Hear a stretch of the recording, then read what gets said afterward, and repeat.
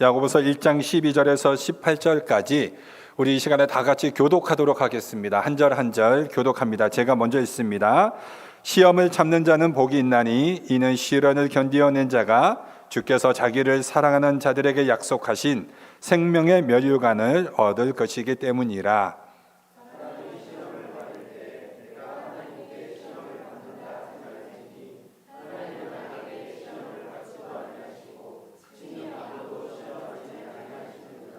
오직 각 사람이 시험을 받는 것은 자기 욕심에 끌려 미혹됨이니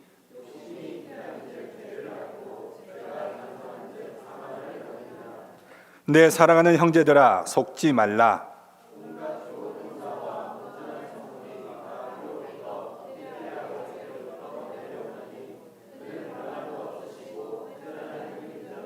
다 같이 그가 그 피조물 중에 우리로 한 첫 열매가 되게 하시려고 자기의 뜻을 따라 진리의 말씀으로 우리를 낳으셨느니라. 아멘. 시험에서 통과하고 유혹에서 승리하는 방법이라는 제목으로 하나님 말씀 증거합니다. 오늘 우리가 읽은 이 야고보서, 특별히 이 오늘 본문은 믿음을 우리가 강화시키기 위한 하나님의 훈련, 하나님의 테스트를 인내하는 자가 참으로 복된 자이다. 또한 그렇게 믿음으로 테스트를 잘 견뎌서 이 믿음의 복을 받는 자들이 하나님의 참 신자라는 것을 이 야고보가 또 말씀하고 있습니다. 또한 결코 마귀의 유혹에 걸려 영적인 사망에 빠지지 않도록 너희 믿는 자들은 믿음의 바른 분별을 해라 라고 이렇게 권면을 하고 있습니다. 야고보서 1장 12절에 우리 시험을 참는 자는 복이 있다 이렇게 말을 하고 있습니다. 여기서 시험이라고 사용된 헬라어 단어가 페이라스모스라는 단어인데 이 페이라스모스라는 단어는 두 가지의 뜻이 있습니다. 첫 번째로 테스트라는 뜻이 있고 두 번째는 템테이션이라는 뜻이 있습니다. 이 한 단어가 어떨 때 테스트로 사용되고 어떨 때는 템테이션으로 사용되는가 하는 것이 중요하죠. 그렇다면 여러분, 어디가 테스트인가, 어디가 템테이션인가 이것을 알아보기 위해 가장 중요한 것은 출처가 다릅니다. 하나님으로부터 오는 것은 테스트라고 하고 마귀로부터 오는 것은 템테이션, 유혹이라고 합니다. 그렇기 때문에 여러분, 이것을 분별할 수 있어야 우리가 마귀의 시험에서 승리할 수 있고 또한 하나님의 테스트로부터 우리가 믿음의 인내를 가질 수 있다라는 것입니다. 오늘 그래서 우리는 믿음 생활하는 우리 그리스도인들이 이런 하나님의 테스트를 어떻게 승리하고 마귀의 유혹에서 어떻게 우리가 극복할 수 있을까? 이 세 가지 주제를 가지고 함께 말씀을 나눕니다. 첫 번째로 우리가 시험과 유혹을 분별해야 우리가 이 믿음에서 이길 수 있다라는 것입니다. 지금 나에게 닥친 것이 시험인가 유혹인가? 우리가 이것을 분별을 해야죠. 12절에 이렇게 강조합니다. 시험을 참는 자는 복이 있나니 이는 시련을 견디어낸 자가 주께서 자기를 사랑하는 자들에게 약속하신 생명의 면류관을 얻을 것이기 때문이라. 여기에서 하나님으로부터 오는 것, 그러니까 하나님으로부터 오는 것을 시험이라고 지금 이야기하고 있습니다. 그래서 이 시험을 다른 단어로 어떻게 표현하냐면 연단, 인내, 시련 이렇게 번역을 할 수 있습니다. 그렇다면 여러분, 하나님이 왜 우리를 테스트하시는 걸까요? 왜 우리를 연단을 시키는 걸까요?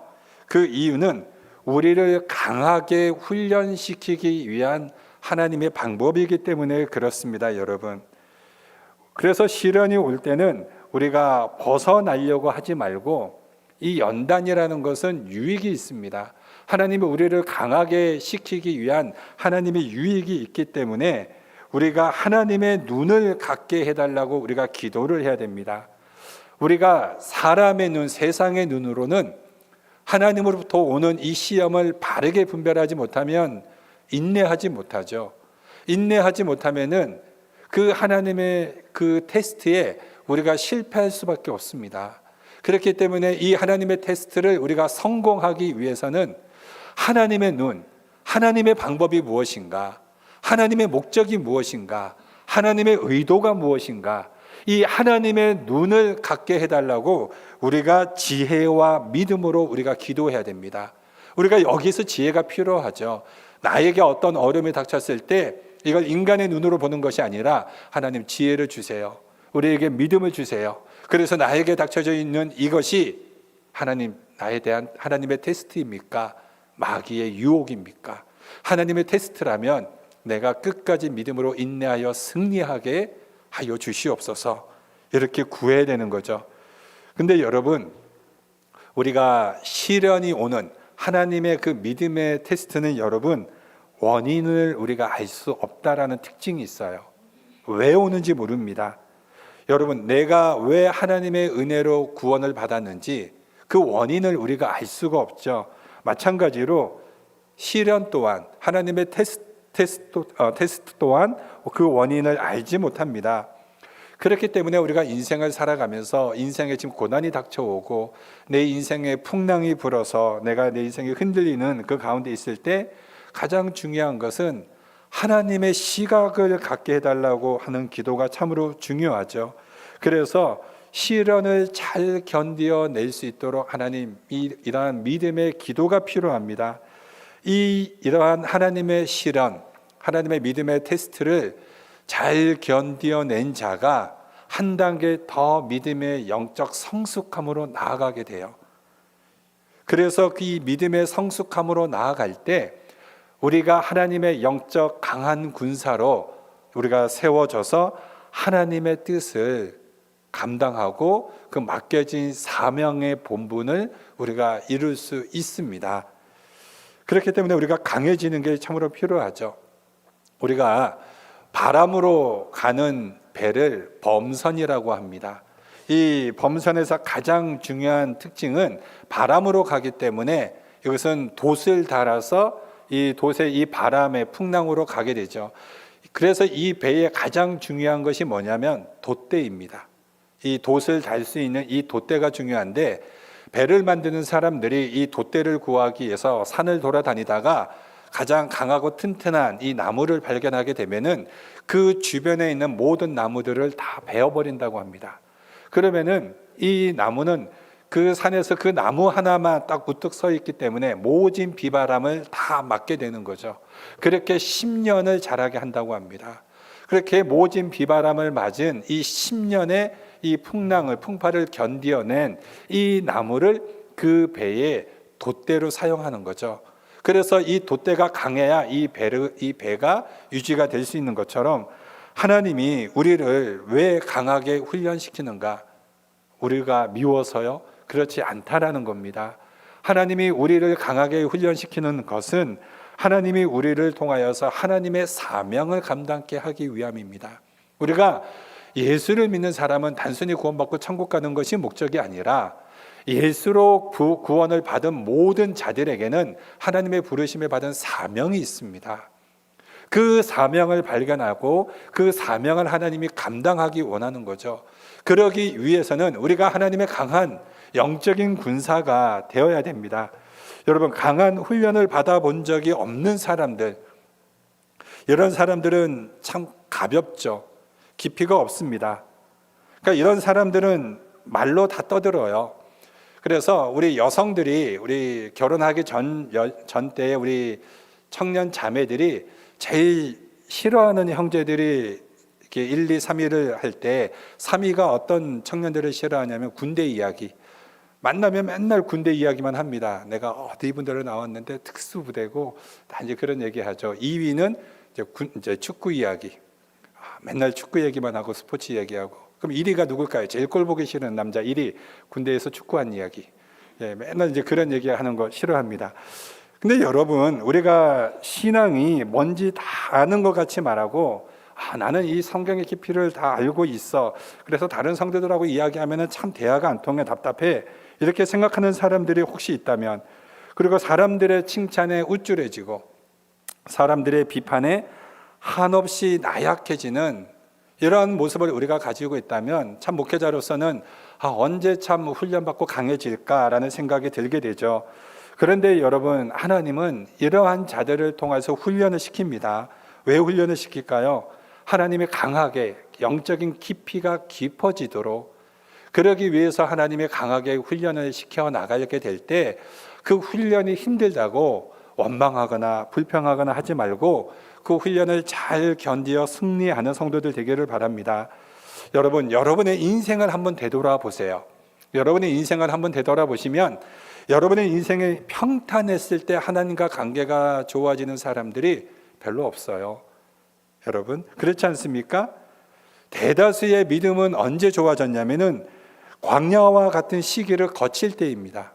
힘들고 모진 비바람 맞고 고난이 닥쳐오고 어려워질 때, 즉 한마디로 말하면 광야와 같은 이곳을 통과한 자만이 믿음의 깊이가 깊어지는 거죠. 그러니까 이 광야라는 히브리어 단어가 미드바르라는 단어인데, 이 미드바르라는 이 단어의 어원이 어디에서 왔냐면 다바르라는 단어에서 왔습니다. 근데 다바르라는 단어가 뭐냐면 말씀이 전달되는 곳, 그러니까 말씀이 울려 퍼지는 곳, 이게 다바르예요. 그러니까 광야가 무엇인가? 광야는 하나님의 말씀이 울려 퍼지는 곳입니다. 하나님의 말씀이 들리는 곳이에요. 우리가 광야와 같은 인생의 모진 풍파를 겪게 될 때 인간이 가장 겸손해지고 가장 낮아지면서 그때 비로소 하나님의 말씀을 듣게 됩니다. 그래서 여러분, 광야와 같은 인생의 시련에서 하나님의 말씀으로 우리가 강하게 훈련을 받게 되죠. 그래서 시험을 참는 자는, 이 야고보 사도가 뭐라고 그럽니까? 복이 있다. 왜 복이 있다고 말합니까? 세상적인 복이 아니라 하늘의 영적인 유익을 얻기 때문에 복이 있다라고 말을 하고 있는 것입니다. 그러니까 여러분, 하나님이 우리를 테스트하십니까? 우리가 지금 시련 가운데 있습니까? 시련이 목적이 아니죠. 그 이외에 주어질 엄청난 하나님의 유익과 영적인 복이 있습니다. 시련은 여러분 과정입니다. 우리의 인생을 하나님께서 행복하게 만들어 가기 위한 과정이죠.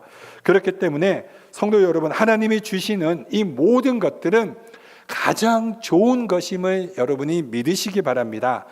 하늘로부터 오는 모든 것은 가장 좋은 것입니다. 그렇기 때문에 여러분, 하나님으로부터 오는 것이 가장 좋은 것이라면 마귀로부터 오는 것은 좋은 것 같지만 다 나쁜 거예요. 다 악한 것입니다. 마귀로부터 오는 것은 단 하나도 선하고 좋은 것이 없습니다. 죽이는 것이요 멸망하는 것입니다. 우리 요한복음 10장 10절입니다. 제가 읽어드립니다. 도적이 오는 것은 도적질하고 죽이고 멸망시키려는 것뿐이요 내가 온 것은 양으로 생명을 얻게 하고 더 풍성히 얻게 하려 하는 것이라. 예수님이 이 땅에 온 것은 생명을 얻게 하고 풍성히 얻게 하는 것인데, 도적이 오는 거, 이 도적이 누구냐면 이게 마귀거든요. 죽이고 멸망시키는 거예요. 분명하게 나뉘어집니다. 그러니까 우리가 출처를 알아야 돼요. 하나님으로부터 오는 것이냐, 마귀로부터 오는 것이냐. 하나님으로부터 왔는데 이게 지금 나에게 시련으로 왔습니다. 연단으로 왔습니다. 그럼 뭐예요? 좋은 거예요. 여러분을 하나님의 영적인 유익과 하늘의 신령한 복을 주시기 위한 하나님의 과정이에요. 준비시키기 위한 과정입니다. 훈련과 연단과 준비된 거 없이 이런 거 모든 거 다 떼어놓고 하나님 복 주세요, 복 주세요. 복을 줘도 복을 감당 못해요. 하나님이 복을 받고 감당할 수 있는 자로 먼저 만드시죠. 이거가 있어야 그 다음 하늘의 신령한 복을 받을 수 있다는 겁니다. 그렇다면 여러분, 이 12절이 하나님으로부터 오는 이러한 믿음의 테스트라면 13절은 똑같은 한글 성경으로는 시험으로 이렇게 번역을 했지만 여기의 뜻은 템테이션이에요. 유혹입니다. 그러니까 출처가 뭐예요? 하나님이 아니라 마귀라는 거죠. 그러니까 유혹이라는 이 단어의 어원은요, 미끼라는 단어입니다. 낚시하는 분들이 사용할 때 이 미끼를 잘 만들죠. 저희 교회에도 낚시 전문가가 있으세요. 그래서 제가 한번 낚시를 제 애들하고 갈 때 제가 물어봤어요. 물어봤더니 각 호수마다 물고기가 어떤 물고기가 있느냐에 따라 미끼를 다르게 사용한대요. 그럼 여러분, 이거 다르게 말해서 사단이 각 사람마다 잘 넘어지는 미끼를 사용하는 거예요. 여러분들한테. 그러니까 우리가 잘 넘어지는 약점이 있죠. 사단은 그거 기가 막히게 알거든요. 그러니까 미끼는 어떻습니까, 여러분? 낚시를 뭐 옆에서 구경만 해보셔도 아니에요. 미끼는 화려해요. 반짝반짝 거립니다. 그래가지고 그 지렁이 꽂아가지고 딱 낚시를 하게 되면 이 물고기가 이 지렁이 움직이는 이 지렁이에 눈이 멀어버리면 그 지렁이 안에 있는 날카로운 바늘을 못 보죠. 그 낚싯대를 들이우고 있는 그 해맑은 미소를 짓고 있는 아저씨의 얼굴을 못 봐요. 옆에 물이 팔팔팔 끓고 있는데 그 물이 끓고 있는 걸 못 봅니다. 그걸 못 보고 지렁이 하나만 보는 순간 그냥 앙 했을 때 매운탕이 나오는 거죠. 그러니까 여러분, 이 미끼를 조심해야 돼요. 그러니까 우리가 성경에서 뭐라고 그럽니까? 15절에 욕심이 잉태한 즉 죄를 낳고 죄가 장성한 즉 사망을 낳느니라. 미끼의 끝이 뭡니까? 유혹의 끝이 뭐예요? 사망이에요. 우리를 죽이는 겁니다. 이 복음서에 보면은 이 귀신들, 귀신이나 마귀나 똑같은 그런 단어들인데 이 귀신들이 가진 특징이 다 동일합니다. 한결같이 똑같은 패턴을 가지고 있어요. 대표적으로 마가복음 5장에 보면은 거라사 지역의 한 청년이 귀신이 들렸습니다. 예수님이 일부러 이 거라사 이방 지역의 귀신을 쫓아내시러 가셨습니다. 그 귀신을 쫓아서 이제 예수님이 이 귀신을 쫓아내자 귀신들이 뭐라고 그럽니까? 예수님에게 주님이시여 우리를 돼지떼로 들어가는 것을 허락해 주세요 라고 부탁을 합니다. 귀신들이. 그래서 예수님이 그래 돼지떼로 가라. 그러자 이 귀신이 몇 마리 돼지떼로 갑니까? 자그마치 2,000마리. 그러니까 한 사람에게 귀신이 2,000마리가 들어간 거예요. 그렇게 들어갈 수 있는 거죠. 그러면 여러분 이게 정상적인 생활 하겠습니까? 한 마리 귀신도 우리가 꼼짝을 못 하는데. 그런데 이 2,000마리 돼지떼가 다 어디로 떨어집니까? 바다로 다 몰살해서 죽죠. 여러분 의미가 뭡니까? 이것을 가지고 있는 의미, 마귀는 파괴 본능이 있다라는 거예요. 마귀는 들어가면 다 죽입니다. 인생을 망치게 하는 거, 이게 마귀의 존재의 이유예요. 목적입니다. 그렇기 때문에 여러분 우리는 마귀의 속성을 잘 아셔야 돼요. 사람들의 말들을 잘 분별해야 됩니다. 분별해서 들어야 됩니다. 출처를 알아야 되죠. 교회를 파괴하는 귀신의 방법, 마귀의 방법이 뭡니까? 말로 분열하게 해요. 교회를 분열시키는 거 다 말로 하게 되죠. 사람들이 그 신앙을 무너뜨리게 하는 게 다 뭔지 아십니까? 말로 그 사람의 마음속에 불만을 갖게 해요. 사람들의 불만, 교회의 불만, 지도자의 불만. 그렇게 되면은 여러분 그 사람이 불만을 가져서 불만을 막 터뜨립니다. 뭐 교회가 이러면 되냐, 뭐 성도들이 이러면 되냐. 그 불만을 갖고 터뜨리지만 결국은 누가 무너져요? 누가 파괴됩니까?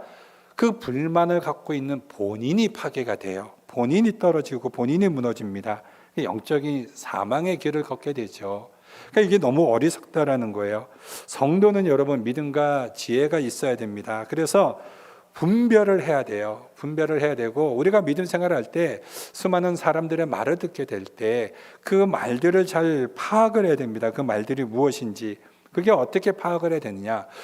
성경을 읽을 때 성경의 문맥 구조를 잘 못 보시는 분들이 있어요. 성경을 잘 이해하기 위해서는 여러분 주어가 중요합니다. 성경에서 주어가 무엇인가.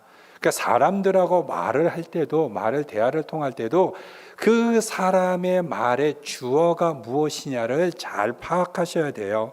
이것이 하나님으로부터 온 말인지 사람으로부터 온 말인지 이런 것들을 잘 분별해야 됩니다. 교회 사역도 마찬가지예요. 여러분 우리 특별히 교회 중직자분들, 우리가 사람이 친분으로 관계로 아무 말이나 들어서는 안 되죠.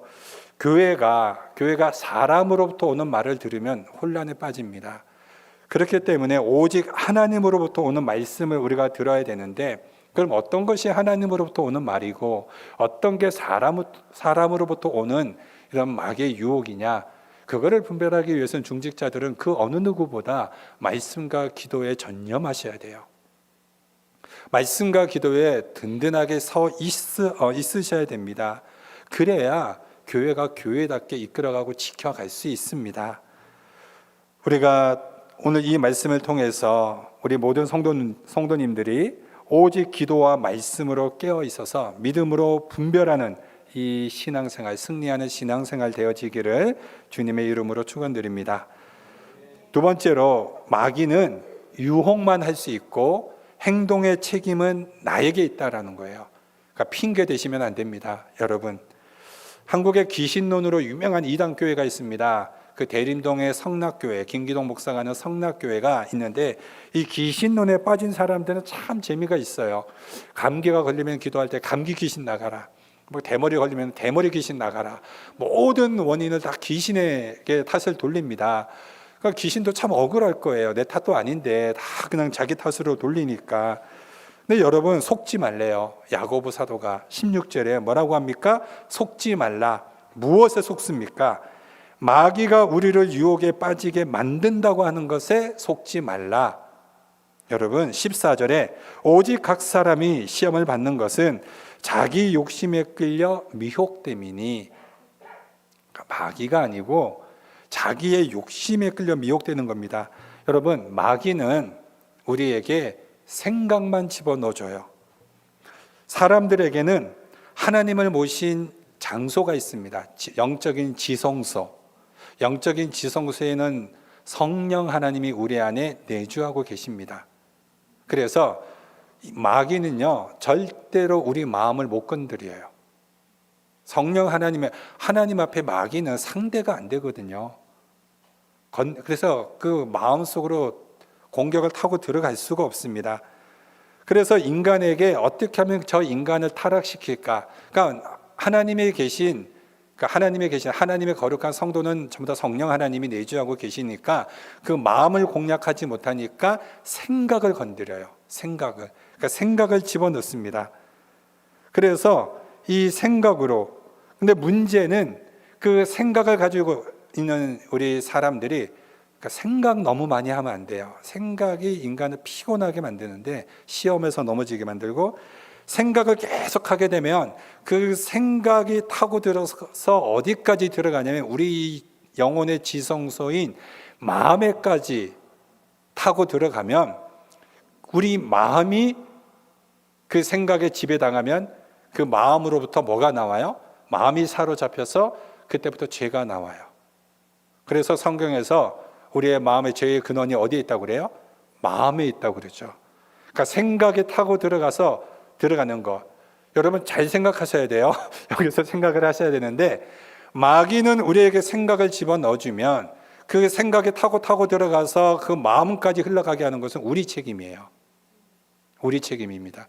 생각이 들어올 때 생각을 막아버려야 되는데, 하나님의 말씀과 기도로 끊어버려야 되는데, 가만히 내버려 두면은 그 생각에 들어가서 그 마음을 딱 사로잡히면 그 마음이 사로잡히면서 내가 죄를 짓게 돼요. 그러니까 그 죄를 짓는 그 원인이 누구라고요? 나라는 거예요. 근데 인간은 죄를 짓게 되면 타락한 본성이 뭐가 있냐면 꼭 상대방에게 책임을 돌려요. 내가 누구 때문에, 내가 남편 잘못 만나서, 내가 아내 잘못 만나서, 내가 직장 상사 잘못 만나서, 내가 교회 잘못 만나서, 내가 뭐 누구 잘못 만나서, 내가 누구 때문에 교회 안 나가, 누가 예배 안 나오니까 나는 교회 안 나가.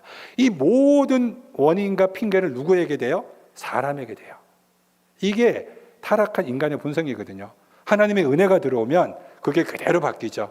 아, 내가 죄인이었구나, 내가 잘못했구나, 내가 가서 먼저 용서와 화해를 해야겠구나. 하나님의 은혜를 받으면 모든 원인은 다시 내 탓인데, 죄가 마음에 딱 사로잡히면은 모든 것들을 상대방 탓을 하거든요. 예, 제가 결혼 주례한 청년 부부가 있었는데 너무 많이 부부싸움을 해요. 그러니까 부부싸움 할 때마다 또 불러요, 부부가 저를. 그러면 제가 맨날 찾아가가지고 이 부부를 중재를 이제 하는 거예요. 얼마나 이 부부싸움 할 때마다 얼마나 불려갔는지. 그런데 나중에 뭐라고 그러냐면은, 내가 이 교회 다녀서, 내가 이 청년 만나서, 이 자매 만나서 내가 이렇게 부부싸움 한다고. 와, 그 원인 탓을 내가 남들에게 돌리는데 참 이렇게, 그래서 제가 머리가 이렇게 휘었나 봐요. 하도 열받아가지고.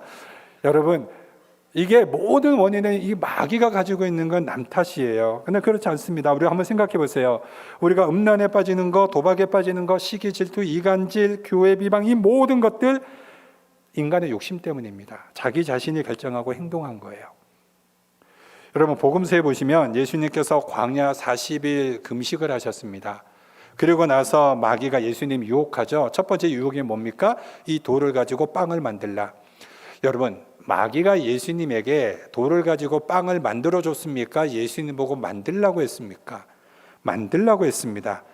유혹만 하는 거예요. 행동의 책임은 나에게 있습니다.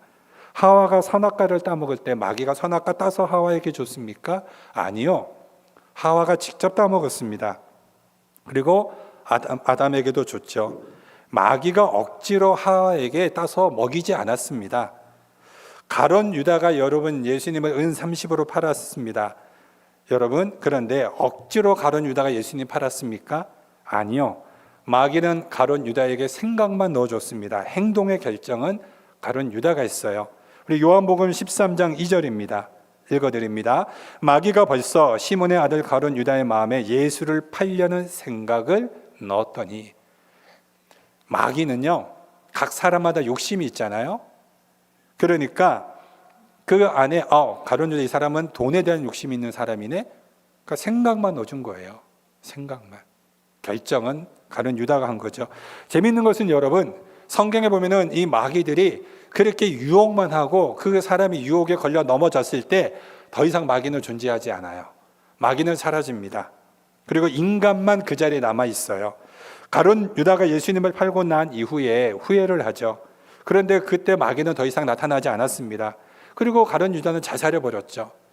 그러니까 죄의 싹이 뭐라고요? 사망이라고요. 인간의 욕심이 결국 사망으로 끌려가는 것입니다. 유혹의 끝이 사망이에요. 이게 마귀가 사용하는 방법입니다. 그러면 왜 인간은 마귀의 유혹에 걸려 넘어질까? 인간의 마음에 하나님이 있어야 되는데 그 인간의 마음에 인간의 욕심을 집어넣어 버리니까, 하나님의 자리에 인간의 욕심을 그 자리에 올려 넣어 버리니까, 그러니까 마귀는 직접적으로 우리 인간의 그 마음을 지배할 수 없으니까 계속 이 인간의 생각에다가 욕심을 넣어주는 거예요. 자, 너 이거 가지고 싶지? 너 돈 좋아하잖아. 너 여자 좋아하잖아. 너 탐욕 좋아하잖아. 너 명예 좋아하잖아. 계속 생각만 넣어줍니다. 그러면 그 생각이 인간이 결정을 해서 하나님의 자리에, 하나님의 마음 자리에 그거를 딱 올려놓는 그 순간 인간은 죄로 인해서 무너지고 후회하다가 영적인 사망에 끌려가는 거죠. 그러니까 인간에게는 그 욕심이 바로 최대 약점입니다. 여러분, 다윗은 전쟁에서 한 번도 넘어지지 않습니다. 다윗은 전쟁에서 단 한 번도 실패하지 않아요. 그러나 여자에게서 넘어졌습니다. 다윗의 약점은 여자였어요. 여러분, 아브라함의 아들 이삭 믿음의 사람인데 그는 먹는 것에 약했습니다. 우리 가론 유다 돈에 약했습니다. 사울 왕은 권력과 백성들의 소리에 약했습니다. 각 사람마다 약점이 있어요. 여러분, 각 사람마다 다 약점이 있습니다. 그런데 여러분, 마귀는요 여러분의 약점을 기가 막히게 알아요. 왜냐하면 마귀는 영적인 존재이기 때문에 그렇습니다. 그래서 여러분, 우리가 그 약점으로 인해서 인간에게 넘어지면은 또 인간관계에 약점인 사람들이 있어요. 항상 모든 사람들하고 다 관계가 좋아야 되고 그 사람을 내 편으로 만들려고 하는 사람이 있습니다. 그러다 보면은 교회를 파당 만들어요. 교회를 파당. 교회에서 제일 위험한 게 뭐냐면 파당이에요. 아니, 교회에서 네 편, 내 편이 어디 있어요? 교회는 다 우리는 예수님 편이지. 그렇지 않습니까? 우리는 다 예수님 편이에요. 예수님 안에서 한 성도요, 한 자매로 부름받은 자들입니다. 근데 저 사람은 나와 뜻이 잘 통해. 저 사람은 말이 안 통해. 막 이러면서 자꾸 이렇게 평가하는 거, 이거 마귀의 유혹이에요. 그러니까 여러분 잘 분별하셔야 됩니다.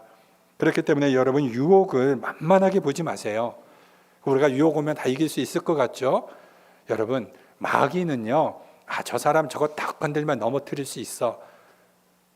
이거 쉽지 않아요. 우리 인간의 힘으로, 인간의 경험으로 절대 이기지 못합니다. 철저하게 영적으로 깨어 있어야 돼요. 그래서 인간은 정신적인 유혹에도 잘 넘어갑니다. 그러니까 어떨 때 잘 넘어가느냐? 여러분, 여러분의 삶이 너무 형통합니까? 여러분들의 삶이 너무 잘 풀려요?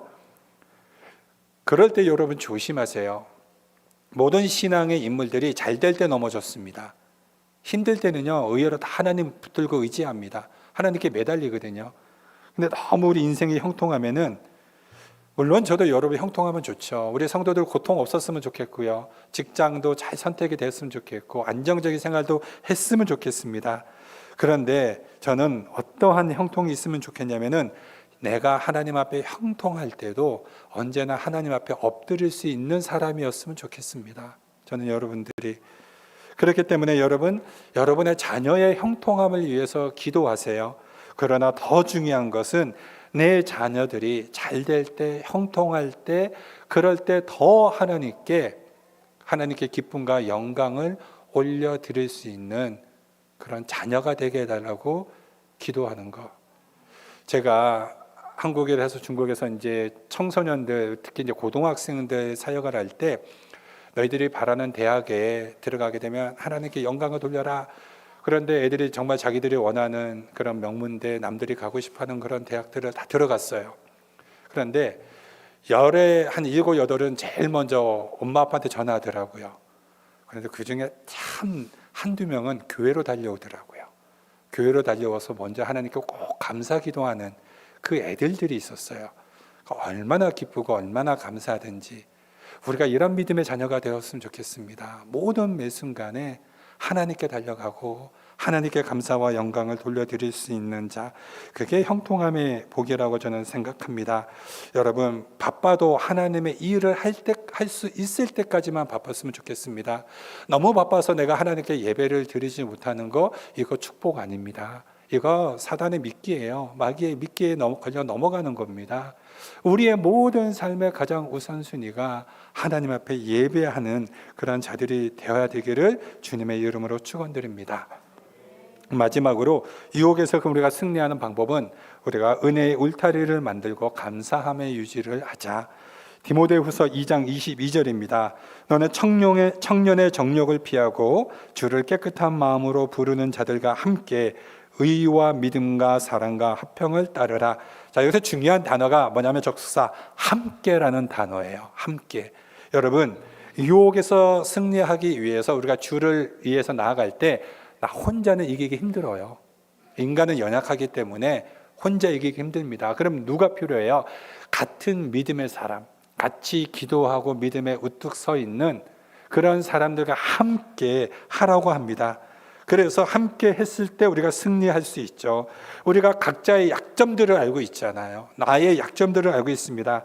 그래서 믿음의 사람들을 주변에 많이 두게 되면은 이 어려움이 딱 닥쳐올 때 너 그거 하나님의 테스트야. 너를 더 강하게 연단시키기 위한 거야.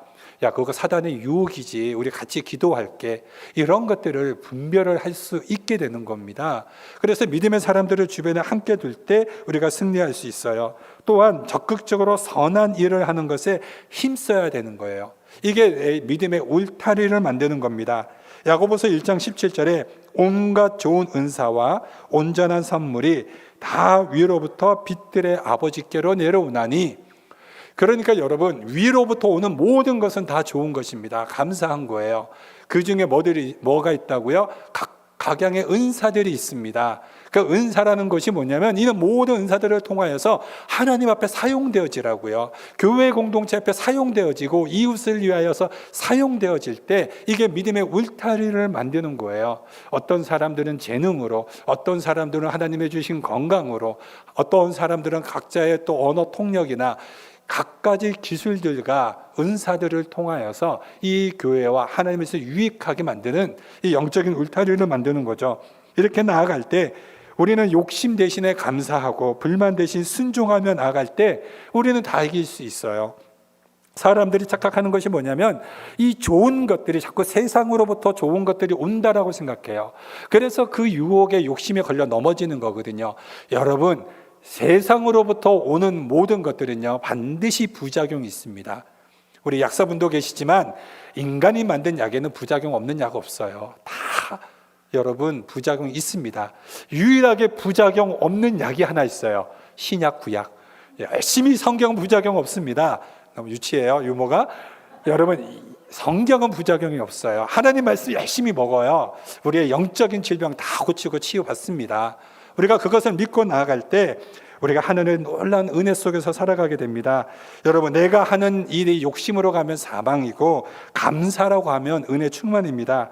그렇게 되면 성령과 함께 동행하게 되고, 내가 하는 모든 일이 내가 하는 것인 줄 알았는데 이게 하나님의 일이 되어지는구나, 내가 하는 게 아니라 일이 되어지는 것을 우리가 경험하게 돼요. 우리 사랑하는 성도 여러분, 우리가 하나님 앞에서 이 믿음의 테스트에 우리가 승리하고 사단의 유혹에서 다 이겨내어서 우리가 믿음 안에서 아름다운 영적 생활을 할 수 있는 성도 되시기를 주님의 이름으로 축원드립니다. 기도합니다.